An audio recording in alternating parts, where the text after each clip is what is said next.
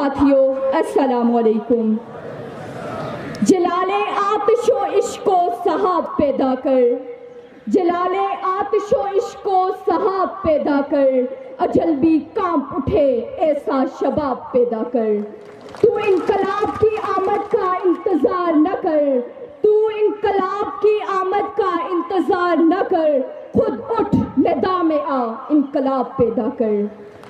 جناب والا، آج مجھے جو موضوع سخن دیا گیا ہے وہ ہے قیام پاکستان۔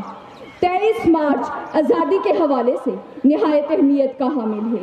آج میرے دل میں جذبات کا تلاطم دریا ہے، سمجھ میں نہیں آتا کہ اپنے جذبات کو صفائے دل سے زبان تک کیسے منتقل کروں۔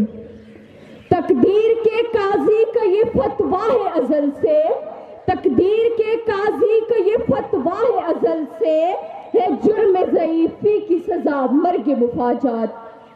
جناب والا، جو قومیں تبدیلی کو اپنا شعار نہ بنائے وہ آہستہ آہستہ تاریکی اور آگ میں گم ہو جاتی ہیں۔ جب یہ ملک حاصل کیا گیا تو کہا گیا چند ماہ و سال تک چل نہ پائے گا اور حاکم بندھن یہ ملک ختم ہو جائے گا، مگر تاریخ نے دیکھا کہ ہم اللہ کے فضل و کرم سے آج بھی قائم و دائم ہیں۔ ہم نے بتا دیا جب اپنا قافلہ عزم و یقین سے نکلے گا، جب اپنا قافلہ عزم و یقین سے نکلے گا، جہاں سے چاہیں گے رستہ وہیں سے نکلے گا۔